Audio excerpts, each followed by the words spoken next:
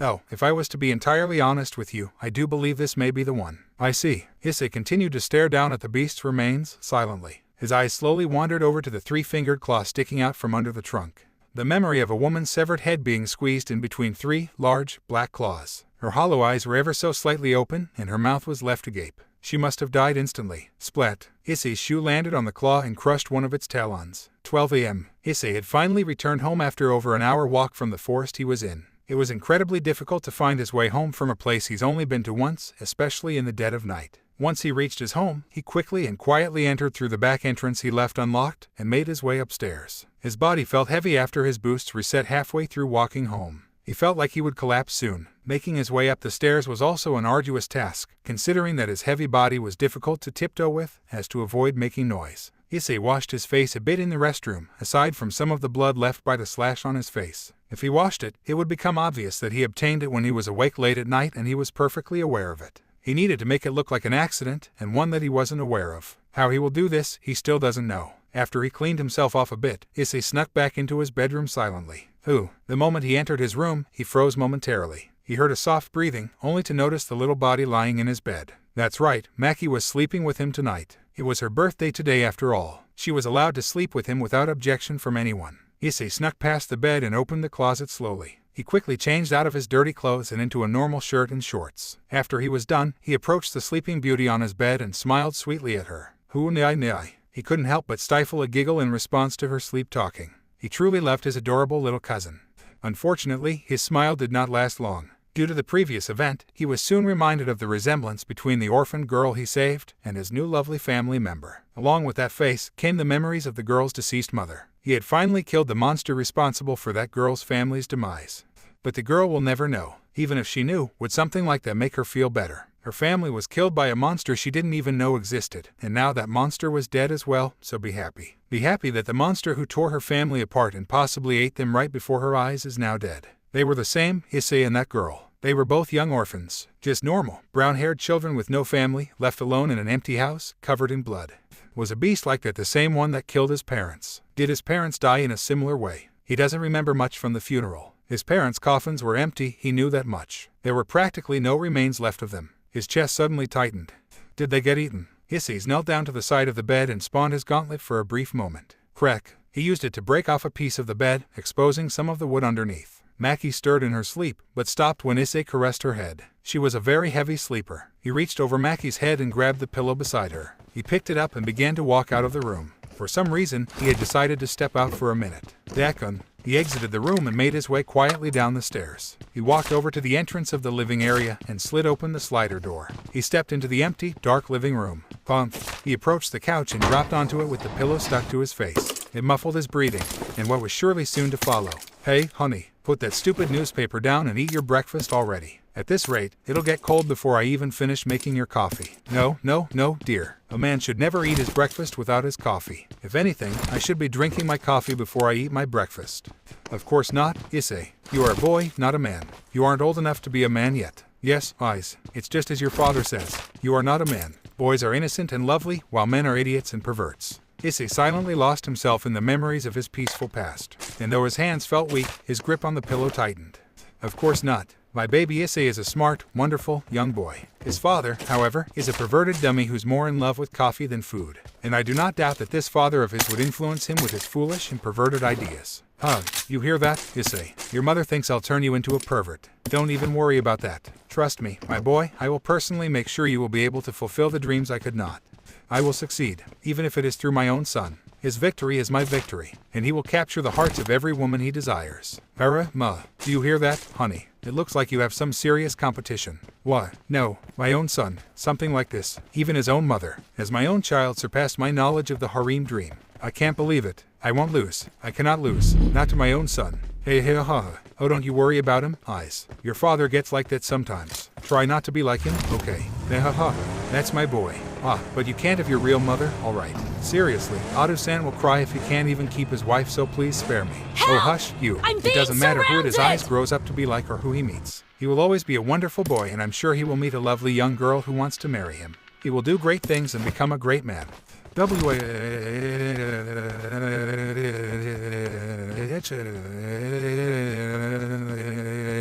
Search for vehicles. Issei's overwhelming screams of sorrow were muffled into the pillow and lost to the night, never to be heard by anyone. Morning. Knock, knock. Aiz-kun, Maki-chan. Time for breakfast. Dakun. Akane opened the door to Issei's bedroom where the two children were sleeping. The first to awake was the messy-haired Maki. Mama. Morning, dear Aiz-kun, are you awake? Akane walked over to them with a smile until Issei lifted himself up from next to Maki. He had a long scratch resting under his right eye with some dried up blood smears on it. Oh my, Aiz-kun, what happened? Are you okay? When did you get this? Does it hurt? Oh lord, Honi, get in here. In only a few seconds, Satoshi came running in after his wife's call. What is it? Look at Aiz-kun's face. Unbelievable. What happened? Issei-kun. I fell and hit my face on the side of the bed last night, but I didn't think anything happened, so I just went to sleep. I guess I didn't feel it a lot. Issei faked a nervous smile and rubbed his neck. This was his life strategy. Oh dear, look at this. Akane pointed down towards to the side of the bed, where a broken piece of wood was being displayed prominently. Aiz-kun, did this break when you fell on it? And no, that was like that already. I think I just fell on it. Satoshi knelt down to look at the broken part of the bed. The wood piece that was torn off was nowhere to be seen on the floor, meaning that this section was already broken before Issei hit himself. Well, Issei-kun certainly isn't lying. There is a bit of blood on this right here. If it had broken off when he hit it, then there would still be a missing piece lying around somewhere, and there would be no blood-stained smear on the wood contained inside. The blood would rather be on the broken piece, which is nowhere to be seen. And judging by the fact that there is some blood smears on his pillow and face, Issei-kun must have really just slept on it. The only odd thing is that Issei-kun was sleeping on the opposite side of the bed, but maybe he just moved spots after he fell. Issei was glad he thought through the strategy behind his wound. Satoshi was no fool. In fact, he was more like a genius. He's also glad that he smeared blood where he could. That would make sense. Though, the pillow was more chance than anything. Well, can you fix it, dear? I don't want Maki or Aiz-kun to accidentally hurt themselves again. Oh, yes. Don't worry, I'll do something about it. How odd. I swear this bed has always been in perfect condition. Even when we moved it in, I was sure that it didn't get hit anywhere. Oh well, both of you, keep your distance from the edge of the bed, you hear? The children both nodded their heads. Okay, come on, you two. Aiz-kun, let's wash your face and both of your hands so we can eat some breakfast. Hurry along now. Satoshi has to get to work and take Aiz-kun to his new school. Upon realizing what day it was, Issei thought grimly to himself. Oh, right. So that was today, huh? Maybe I shouldn't have gone out yesterday. My shoulders hurt a lot. And everything else too. 1 hour later. Oh, I know, honey, but only I-chan has to go school now. Come now, you can play with him when he gets home, right? I don't want Nai to go. I don't want it. The little Maki was crying in her mother's arms at the doorway of the household, while Issei walked alongside Satoshi to the car. It was time for Issei to leave for school after all, much to Maki's dismay. I'll be back, Maki-chan. Be a good girl till then. Be safe, you too. Yes, we know. We'll be back Impressive. soon. Satoshi and Issei entered the car and drove off while waving at the girls standing at the door. Issei and Satoshi sat in the car quietly as they drove to Issei's new school. Satoshi was not a very talkative person. It's part of the reason why his cousin was more popular amongst people than he was. And Issei was that man's child. He was just as talkative and playful as his father. So their compatibility in terms of personality is not very high, despite their relationship being fairly good. Nevertheless, Satoshi decided to break the silence. Are you nervous about being at your new school, Issei-kun? Issei shook away his slight tiredness and focused on his uncle. Sorry. No, not really. I don't really have anything to be nervous about. You're not worried about being in a new school with new people? No, why would I be? Well, you'll be in an entirely new environment with people you don't recognize all around you. You're not worried about what they'd say or think. No, if they're all people I don't know, then there's no reason to be nervous about what they think since I don't know them. Is that so? Yeah. For some reason, this caused Satoshi to smirk. Hey, you're just like your father. Really? Yeah. Your attitude towards people is just like his. Even if they think or say something about you that isn't true or nice, you don't care. You can just be yourself and make friends through your own charisma. In the end, you become popular whether people like it or not. Even if he is annoying sometimes, I always envied that part of him. Issei couldn't help but look down at his hands and smile. So that's what his uncle thought of him. It might seem odd to the average person, but Issei was happy being perceived as an extension of his father. It was something that made him feel proud. Hopefully, there were parts of him that resembled his mother as well. You also have your mother's eyes. To be honest. But your father wasn't as handsome as his wife was pretty, As if to answer Issei's wishes, his uncle told him exactly what he wanted to hear. Thanks, Oji-san. No problem. Once again, the silence between them returned, but this time, it was a bit more pleasant. Issei rested his chin on his palm and gazed out the window. He lost himself in his thoughts. Search for the drive vehicles. was quiet, and it seeed like the world was passing him by quickly. Every minute, they passed a place he didn't recognize. It really was an entirely new place, just like his uncle said. Nagoya was a place he never explored. Kyoto technically resided on the outskirts of Nagoya, but it was quite detached from most places. It was like the small-town version of big towns. Issei never knew any place outside of it.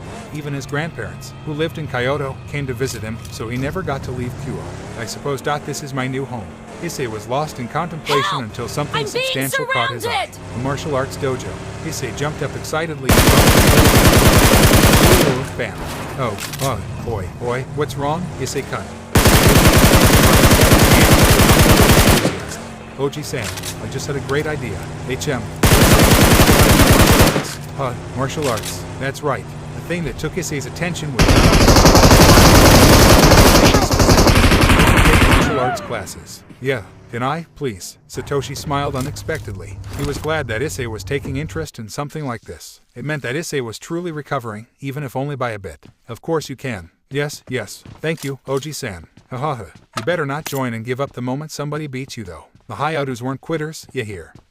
Yes, I found it. D-Drag, I found our solution. Is that so? I certainly am glad to hear that, partner. It seems you will have the opportunity to become stronger after all. Issei smirked and gained a determined look in his eyes. Mum, Dad, wait for me. I'll make this right. I'll get justice for both of you.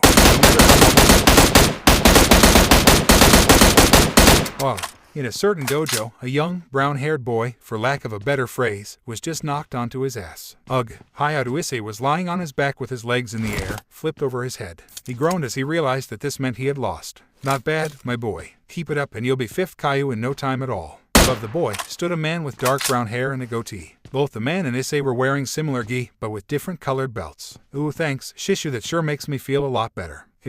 Sorry about that. Alright, come on up. The man extended his hand for Issei to pick himself up on. Issei only stared at the man's arm with an unamused expression. He was practically flipped upside down after all. The hand wasn't going to help much. The man, his martial arts master, sweat dropped. I suppose you'd have to fix your posture first, huh? Thud. Issei's legs dropped from the air and he was finally lying down normally. He lifted his upper body up, and his master's hand appeared before him again. This time, Issei took the hand to lift himself up. The boy who stood up was a now 8-year-old Hayadu Issei. In the background of the dojo was an entire class of martial artists training together. They were a class of young children. As I thought, Issei, among all of my young Kaiu juniors and seniors, you are most definitely the proficient student. Maybe even strongest. Sorry. Sometimes it just seems like you get stronger out of nowhere for some reason. No, that's crazy. Issei couldn't help but laugh awkwardly while averting his gaze. Well, my point is that you've been progressing very well. I'm sure you'll reach blue belt soon. Who knows, you may even reach brown belt before next year. Issei's master proudly laughed out all of the air in his lungs. This man really loved bragging about his students' successes, most especially when it came to his children's students, who always happened to be harder to instruct. But he was right. Issei was a prodigy. His prowess was something that could rival a full-grown adult. The reason why was obvious to no one but Issei himself. 2 years. It has been 2 years since the incident in Kyoto, and since Issei moved to Nagoya with his cousins. Issei is currently 8 years old, with his birthday being a few months off, to age 9 in the summer. Just short 5 months off of being 3 years since that day. Issei was a natural when it came to his training. A true prodigy, or at the very least, it seemed that way to his instructor and peers. None of his young peers could properly defeat him, unless they were experienced. Somehow, Issei seemed stronger than them, at times. As if he would randomly receive a strength buff during certain practices, his natural, base strength was above average. As good as a young child could be, most would assume. But sometimes, it was unreal. Issei had defeated some adults before. Many had just assumed that those adults threw the matches, but many of those beaten would argue about it, in disbelief about what happened. They were usually laughed off by others, who were convinced they didn't take it seriously. Either way, it couldn't be denied that Issei's growth as a student was spectacular for Kiritsugu, his master, and his dojo. Kiritsugu didn't have a great abundance of students, maybe 100 in total. But thanks to students like Issei, as long as he trains them properly, he can earn merits and recognition for their achievements as martial artists, including events like tournaments. And eventually, it should bring in many newcomers. After all, it does sound great for the youngest martial artist to earn 4th Kaiu in Judo graduated from Kiritsugu Academy. For such a small name place like his to become recognized throughout HI, that would be his dream. He hopes with every fiber of his being that Issei devotes himself to becoming a professional martial artist. Maybe even an instructor. But, inside, Issei has very different plans. Standing at the entrance of the dojo was a young girl with short brown hair and a bright smile. waving to Issei with both of her arms in a frantic manner. Her mother stood beside her, smiling apologetically. "Ah, looks like your family came to pick you up. I was hoping you'd stay a bit longer to help out with the junior Kyle. Sorry, Shishu. I'll try to help out next week. Yeah. Don't go doing anything crazy over the weekend that'll put you out of commission when you come back." "Yes, Shishu. All right, off you go." Issei bowed to his master, who returned the bow and ran off to his family. He was immediately embraced by his younger cousin, Maki, when reaching him. Hey, you go, poof. From beside the two children, Issei's aunt, Akane, handed him his shoes. "Here are your shoes, Ice-kun." "Ah, thanks, Obusan." "Yeah, nai, cough.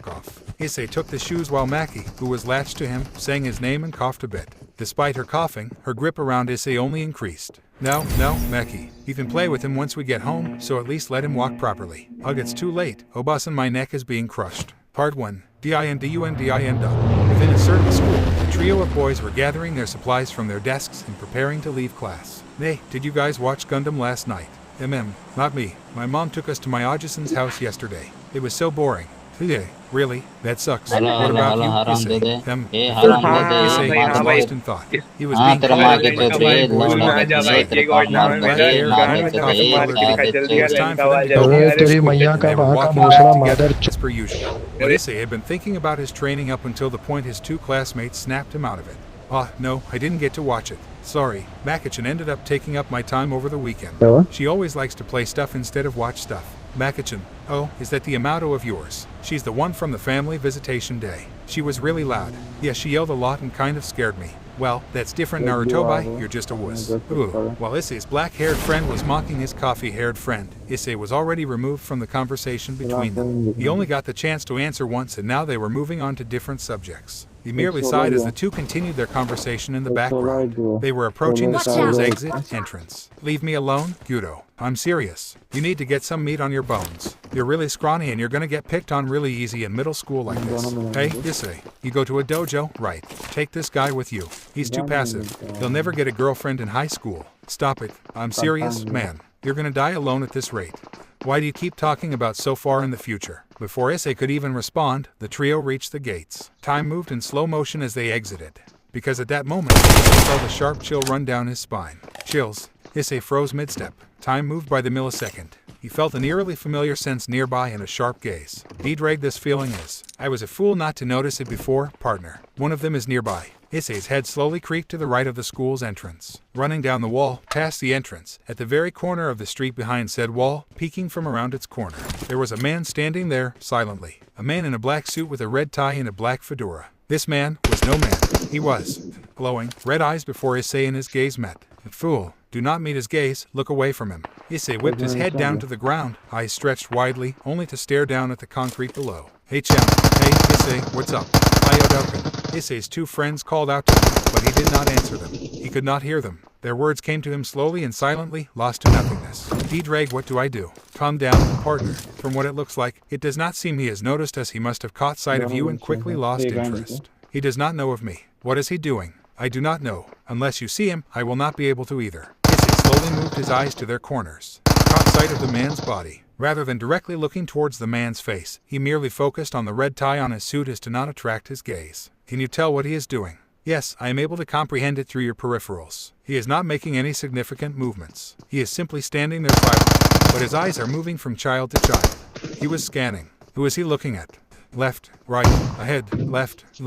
He is showing no pattern. He is merely observing the children who exit this place. One by one, Issei's human instincts began to influence his actions unconsciously. His eyes felt compelled to move slowly upwards, from the man's red tie to his neck, up, further up his body, slowly, until he slowly shifted his gaze to the face of the man. And he was staring right back at him. "Hey, Issei." Before his fear and shock could settle in any further, the face of his black-haired friend, Judo, blocked his view of the man. "What? Is something up with you, Issei?" Issei peeked behind his friend's body to see that the man was gone. "Hialuo. Or maybe he's dead. What? Oh, he said something." Issei shook off his stiffness and smiled at his friend, nervously. Sorry I kinda spaced out there. Didn't get much sleep yesterday. Spent too much time training. You see, Narutobi. He gets it. Come on, Narutobi. You're the only one who doesn't do anything manly. At least I play soccer. So join a sport or martial art or something. That costs money. I can't be wasting it like that. No, don't worry about it. We'll just have Issei teach those things for free. Issei, take this guy to your house. Beat him up a little bit and show him how to do it. Please don't do that. Issei only laughed awkwardly at his friend's interactions. The trio continued their walk while talking, though Issei didn't listen to a word of it. It was all white noise to him.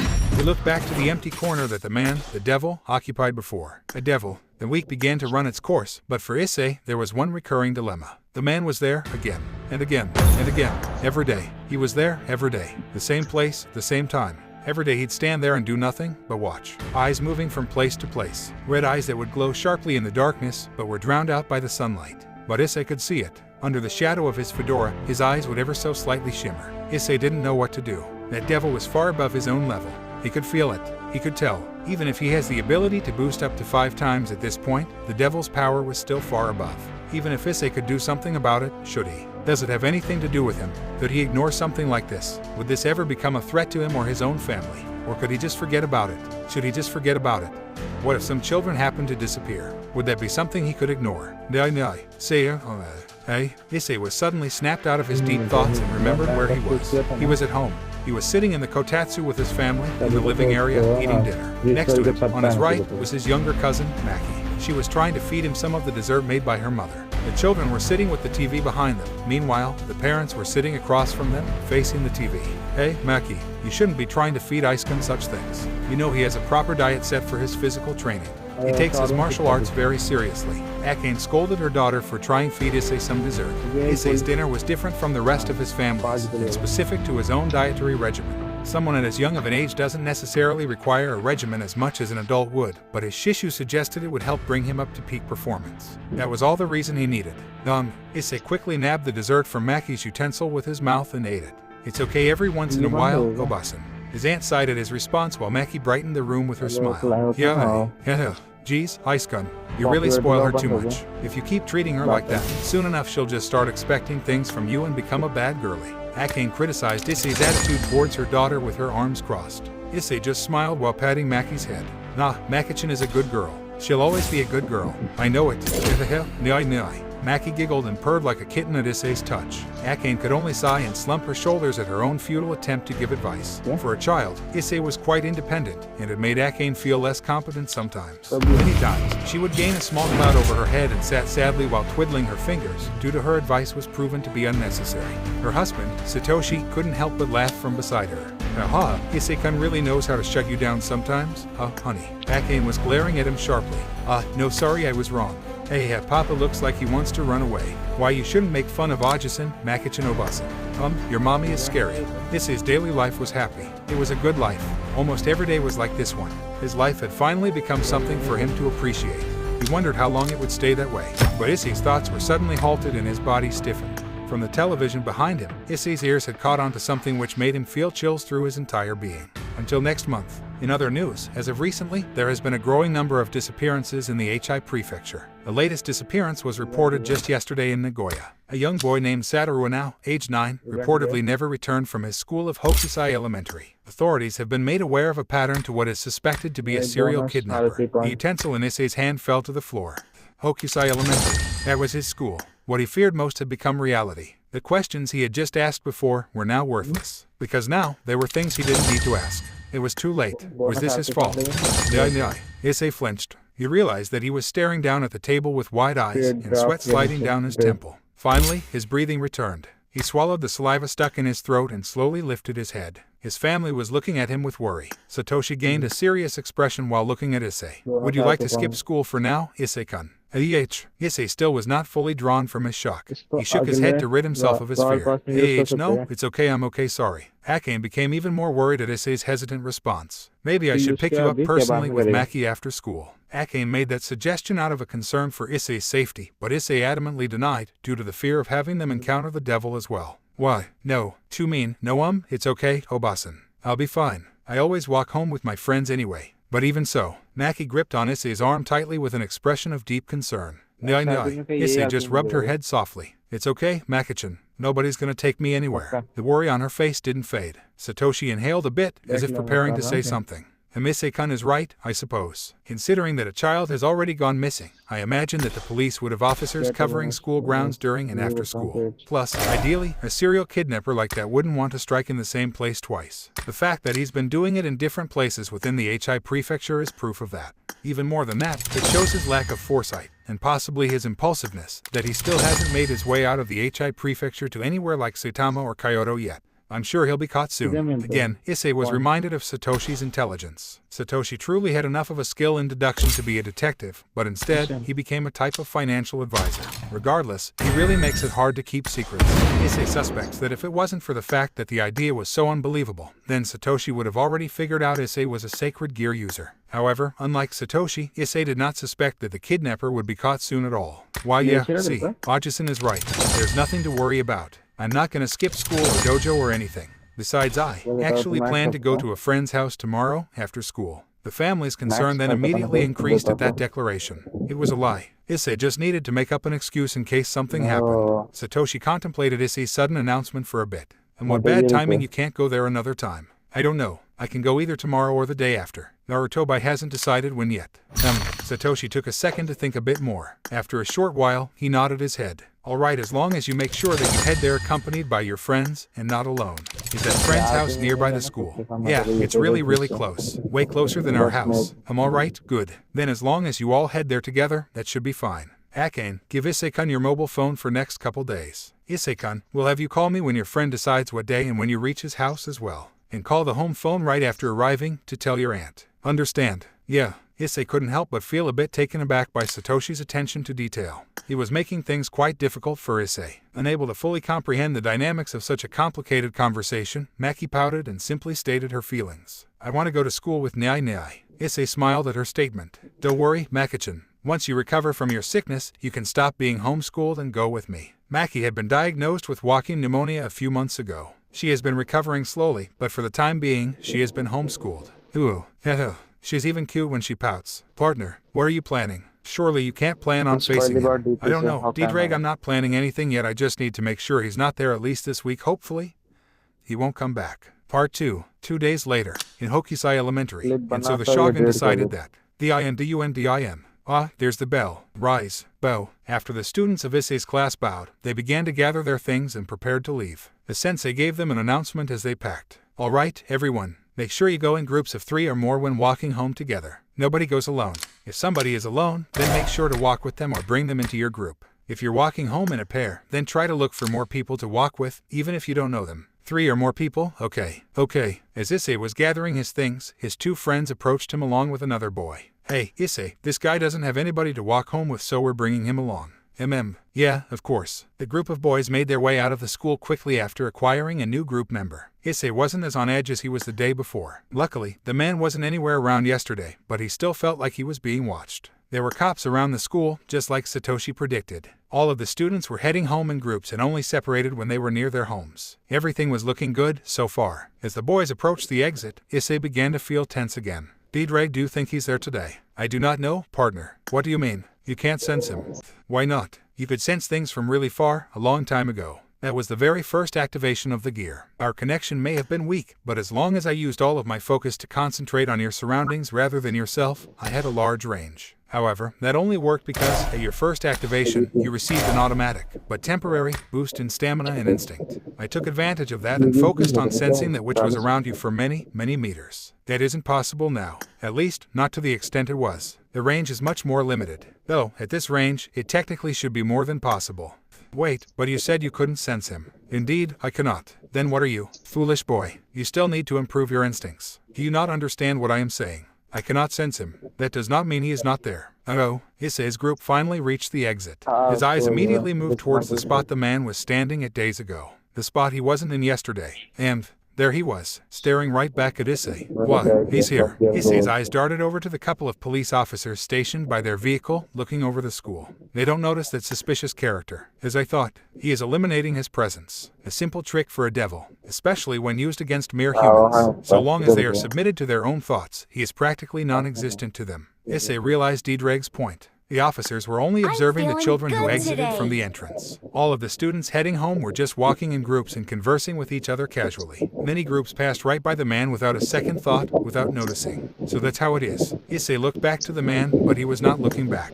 The man was scanning the students again, until his eyes were caught onto a certain group. He stared at them for a few seconds. Then, out of nowhere, one of the boys from the group the man was staring at suddenly stopped. The man's eyes glowed a red light for a split second, and the random boys soon imitated it. "Sorry, guys. I forgot I have to go to my cousin's house today. I'll head off with that group over there." The boy spoke in a monotone voice to his friends. They seemed confused, but said their goodbyes as the boy headed off to another group. Why, Reg, did he just do something to that other kid? Most likely. I am impressed. He did not need to initiate eye contact or speak to him for it to work. A seemingly hypnotized boy introduced himself to a different group of children and they walked together with him, off to an entirely different direction. As soon as the group of children crossed the street, the man took a step forward. Is he gonna follow them? The man began walking forward in what seemed like slow motion to Issei. His step was heavy and loud, and in Issei's mind, he could hear the news report from the other day playing repeatedly. Step. What the? Hey, Issei, where are you going? Sorry, guys. I forgot today I was going to meet my family at my grandparents' house, so I'm gonna walk with that group over there. Go on without me. What the heck, man? Okay. At least say something earlier. Sorry. Issei ran off after the man, following the group of children and the devil himself. I can't actually join their group. I have to follow him discreetly and see what he does.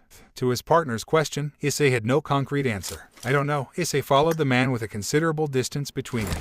Just as Issei suspected, the boy was under some sort of mind control, and the devil was following him. The hypnotized boy walked with his group in a soulless manner. After some time, they all reached the suburban areas. The children began to separate, one by one, since their houses were right in front of them or close by. Soon enough, it was just 2 children left. Oh, there's my house. Where's your house at? Mine's right there. Oh, I see it. Cool. Okay, see you later. Bye. The other boy separated from the hypnotized child, leaving him alone, finally. The man was right around the corner, and Issei was using another house across the street as cover to view both of them. The boy turned around lifelessly. Then, the man finally gave up on hiding himself, and he simply walked off in a certain direction.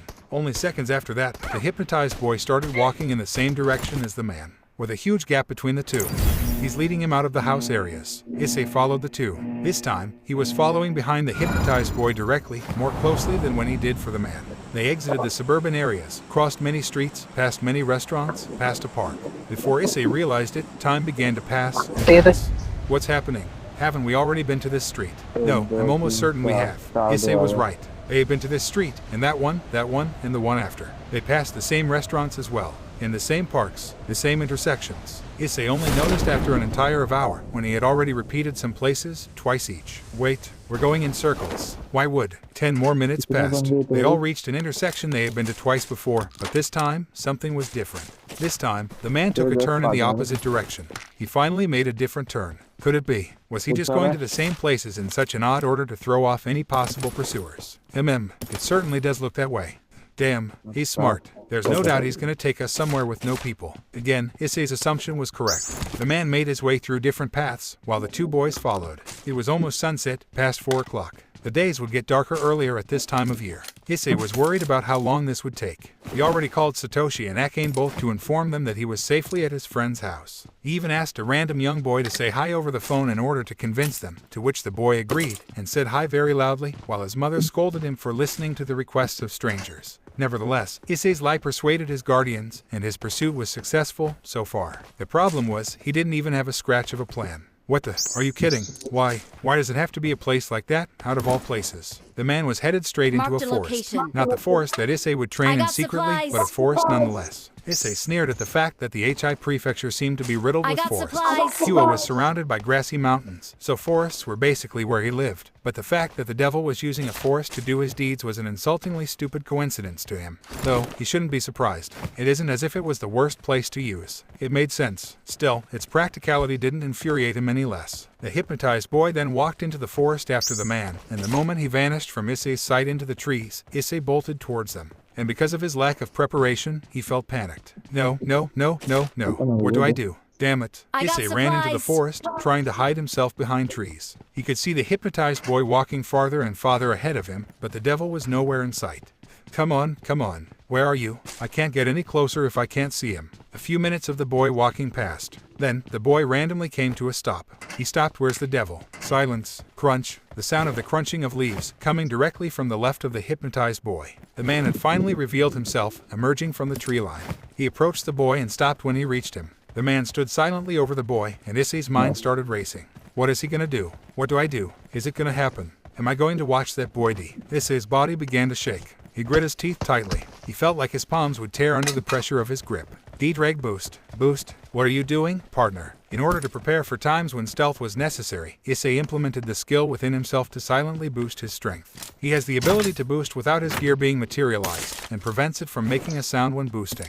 He can only do this until he reaches his limit of 5 boosts. Once he reaches the 5th boost, the gear automatically materializes, and after that boost, it resets. However, the light is still something that shines from the back of his hand when he does it, so he covers it with his shirt. This is how he secretly boosts during spars. He looked back to the two standing there together. An intense fear was planted in his mind. He could hear his heartbeat pumping in his head loudly. He waited in suspense for what was to come. Move or don't move, move or don't move, move or don't move. The devil slowly raised his right arm to shoulder level. His arm stayed in the air unmoving. No, no, no, no, no, no, no, no, no, no, no, no, no, no. He reared his arm back and ZIN. The devil slashed at the air around him in a full 306-sided spin. His body froze immediately after. What did? Before Issei could understand what happened, he heard a loud cracking sound from next to him and all around him. Crack. What? Almost all of the trees in the surrounding area were split in half. What? The trees were sliced so quickly that they floated in the air briefly and then came crashing down to the ground. CRRACCKK. GAH. Issei dove out of the way of the falling trees as they all collectively crashed to the floor.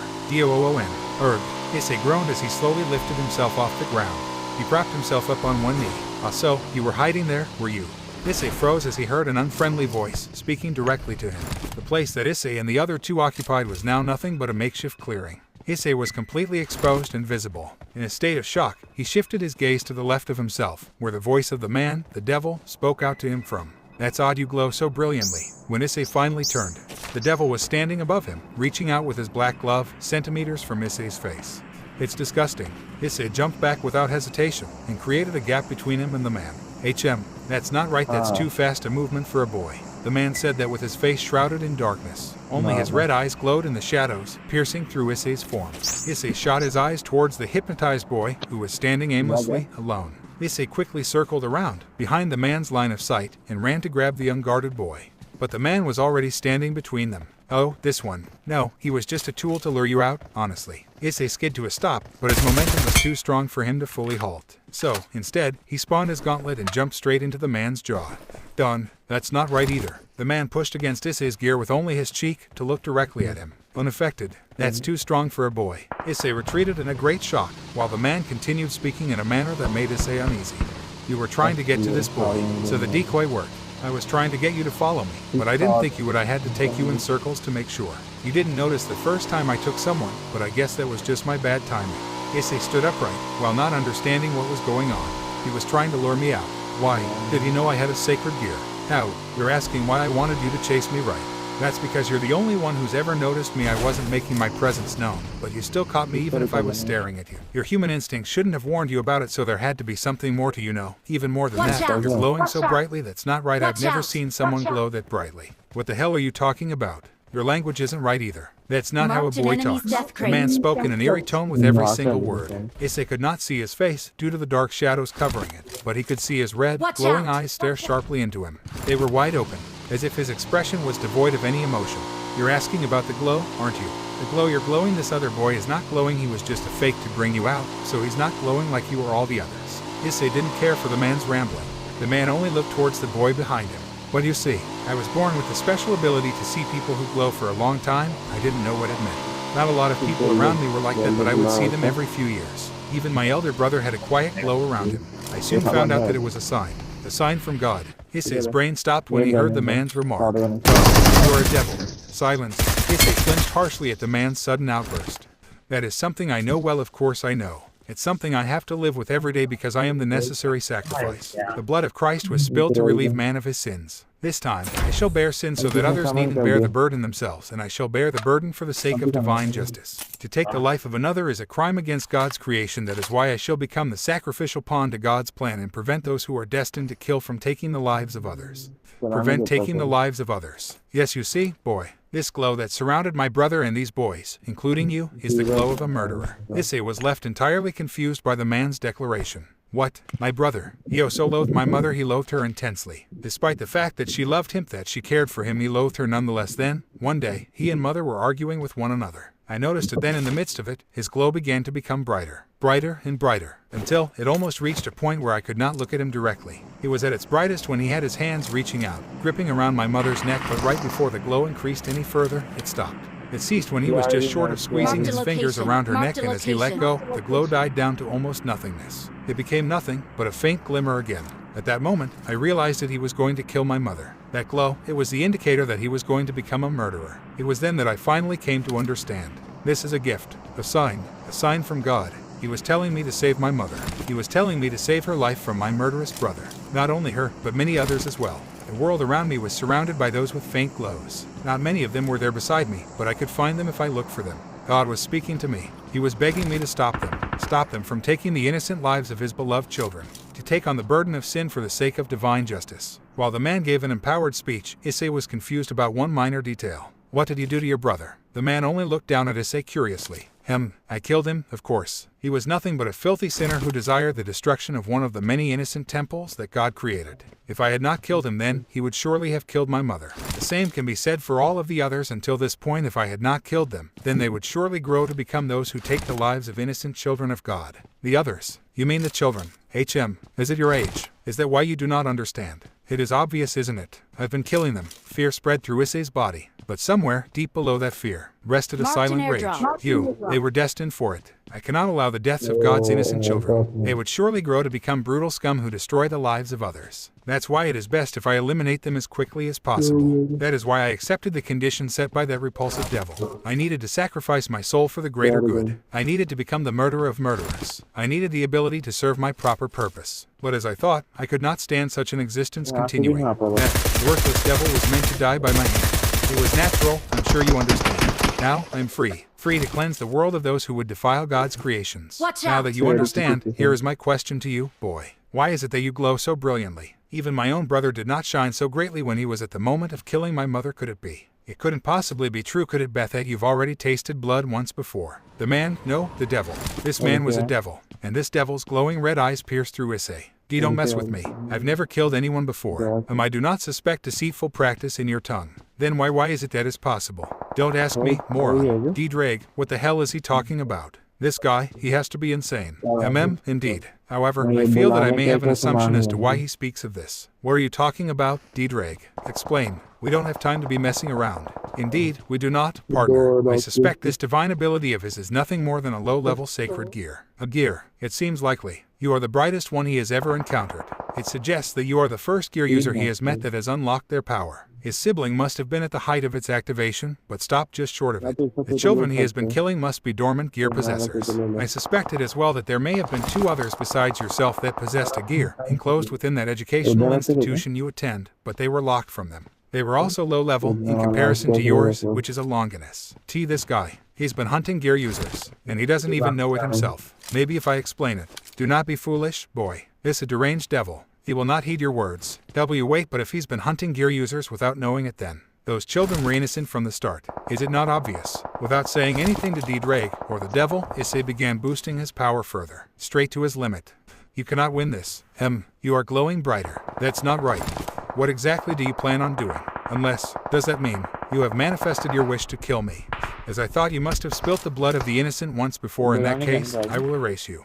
Shayum. Power burst from the small figure of Issei. His body was surrounded by a soft, thin, green aura, shocking the devil. Marked a location. What is this? Could it be? You weren't human at all. I see. So that is how it must be. You must be in alliance with the filthy forces of the devils. Disguising as a human child, it seems I was the one who was tricked. As I thought, I must eliminate you after all. This is teeth grit tightly. The images of families at the funerals of their own young children filled his mind. His fear was finally replaced with rage. You murderous bastard.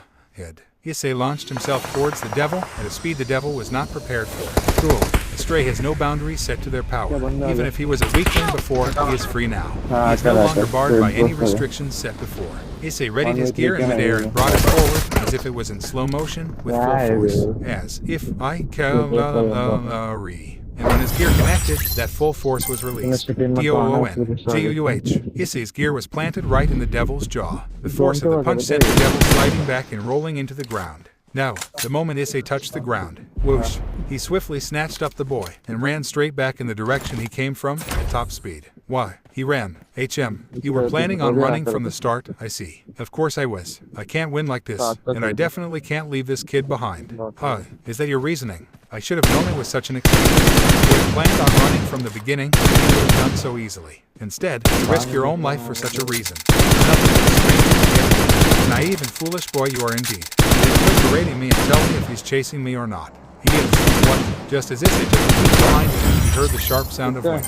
Boom, there you are. The devil was flying right above the cascade of trees Issei was running through. Sleek, black wings held him high in the air. Get back here. I will not allow you to harm the child. I'm the one trying to save him, you worthless bastard. Boom. Suddenly, the devil dove into the forest of trees and started flying a few meters behind Issei. What the? Damn it. Issei launched himself up and began jumping from tree branch to tree branch. He increased his coverage of ground further. You are fast, but you will not escape. I will save that boy. Shut the hell up, you scum. You're a damn murderer who kills innocent kids. All you've been hunting is nothing but sacred gear users, moron. You've just been using your own to find him. Bah, you cannot deceive me. Such a thing was nothing but a lie created by those devils who fostered me. D-Dreg, could those devils not have told him he had one? Fucking damn it. The chase continued. Issei didn't know what speed he was moving at, but it had to be around 30 kilometers per hour, he assumed. He could easily catch up to a good amount of vehicles at this point. Despite that, the devil behind him kept pace with almost no trouble at all. The devil maneuvered through the trees with little effort. Only 3 meters separated the both of them. Damn, for someone who hates devils he's sure good at using his wings. Indeed, he is closing in by the minute. Damn, it doesn't look like I'll have a choice then. Issei looked as far ahead as he could and formulated a strategy. He started jumping in a certain pattern, making sure the devil followed him at every turn. About now, D-Dreg. He's close. I know, D-Dreg. Foom, foom. The devil was flapping his wings vigorously. He was closing in. Now I have you. The devil reached out to grab Issei as he drew closer. His arm was centimeters from Issei's shirt. But, boost, Issei proclaimed it loudly as he held his gauntlet reared back in front of the devil's face. Then came the light. Shayan, Og. The devil was blinded for what had to have been less than a full second. Unfortunately for him, why? That was enough time for him to meet the brunt of a large, sturdy branch of a tree. Whack. GAH. Due to the devil's momentum, the collision caused him to flip and crash him into the ground, brutally. Bam bam bam bam bam. Raise. Issei laughed proudly as he furthered himself from the body of the devil that was grounded. You have exceeded your boost limit, partner. You will reset soon. I know. That's why I'm busting my ass to get away right now. His fault for flying so damn fast. Asshole should have kept his eyes on the road. QQQQAha. A child using trickery to incapacitate a stray devil in his supple 9th year of life. To an existence like myself, it sounds like a joke. QAha. What sort of host have I been matched with? Is this a blessing or a curse? QAha. Don't call me a curse, you stupid lizard.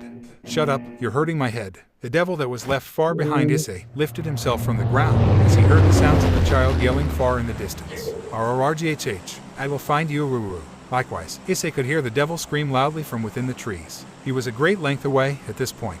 Just try it, Suukir. Partner, he knows of which educational institution you attend. Do you believe he cannot lure you out once again? He won't need to, D-Dreg. Ho, a Kawa residence. As usual, Akane was in the kitchen cooking dinner, while Maki sat on the couch in the living room, bored. Ding dong. Maki brightened up when she heard the doorbell ring. Stay there, Maki. I'll go see who it is. Okay. Akane left from the living area and approached the front door. Without opening it, she answered. Satoshi, is that you? She heard a familiar voice from behind. Obusan. It's me. Oh, Akane unlocked the door and opened it without hesitation. Dakun, Ice-gun, we didn't expect you back from your friend Sosu. Akane's speech died off when she laid eyes upon the unconscious boy that Issei was piggyback carrying. Sorry I didn't know where he lived. I ice-gun that boy is. Issei forced an awkward smile. Both of the boys' bodies were covered in dirt and sweat. His name is Satoru. Akane's eyes widened in a terrified shock. Maki, bring mommy the phone right now. Ice-gun, inside, hurry. Akane pulled the boys in and quickly shut and locked the door. Maki stepped out from the living area in curiosity. Mama, what's wrong? Maki, go upstairs with Ice-gun and lock yourselves in the room. Don't come out until me or your father comes to get you. Ice-gun, do you still have my phone? Yeah, here. Good. Now go. Don't come out until we get you. Issei placed the boy on his back again and carried him up the stairs, while Maki followed him fearfully. Nay, what's happening? I'm scared. It's okay, Maki-chan. He's not coming here. The children locked themselves in Issei's room upstairs, leaving Akane alone. She quickly turned off all of the main lights in the house and opened her flip phone to dial a certain number. Ring. It was the dead of night. The young boy was walking through a familiar forest, the crunch of leaves under his shoes. Does it seem like I have a choice? I suppose not. He continued walking. After Issei arrived home with the unconscious boy, the authorities were called. Satoshi immediately returned home a bit early, with the permission from his superiors. The authorities retrieved the unconscious boy and asked Issei how he came across him. Issei lied and explained that he found him wrapped in a bag behind a store. He didn't lie entirely. The store was near the forest itself. The authorities were currently investigating the area around it. It was Issei's failsafe. If it became too dangerous for him to face the devil, then all he needed to do was bring attention to the forest. Hopefully, it wouldn't come to that. He suspects that by tomorrow morning, there would be many news reports involving him, and maybe even some calling him a young hero of some sort. He wasn't a hero. Not yet, at least. Your kingdom come, your will be done, on earth as it is in heaven. Give us this day our daily bread, and forgive us our debts, as we also have forgiven our debtors. As Issei was approaching his destination, he could vaguely make out the sound of a prayer. He had heard this prayer once before. From where? His friend Shidu. No, it was Shidu's father. There was one time that he spent the night at Shidu's house. He couldn't sleep and heard a voice coming from downstairs. There, in the living room, was Shidu's father, praying in front of something. An object, a large cross, a sword. Crunch. Issei finally took one step out from the sea of trees and into the clearing he was in just hours ago. This time, the clearing was even more of a proper clearing. It didn't have the fallen and cut down trees lying around. It looks as if they were destroyed, smashed into pieces. Though there were some trees he passed along the way that looked like they had been tossed. He was now standing right at the entrance of a perfectly circular battlefield. In the middle of the field was the devil, sitting on his knees, reciting a prayer. His hands held above his head, with a crucifix necklace in between his gloved hands. A small amount of steam seemed to be arising from his palms as well, and there was blood leaking out of his ears. Drag, you once told me that, as the Sekiryute killing was going to become normal for me, right? Indeed, it is unavoidable. Child, I will not ask why you question it now, but I am sure that you will still tell me, won't you? Issei lifted his gaze from the ground. His sharp, hateful glare pierced through the devil's head. This devil. And he said to them, when you pray, say, Father, must not live. Hallowed be thy name. The devil was staring right back at Issei. Okay, sadly the chapter is over. And if you enjoyed, just leave a like, and subscribe with post notification, so when the next chapter is ready, you will be notified. Okay, see you in the next video. Bye.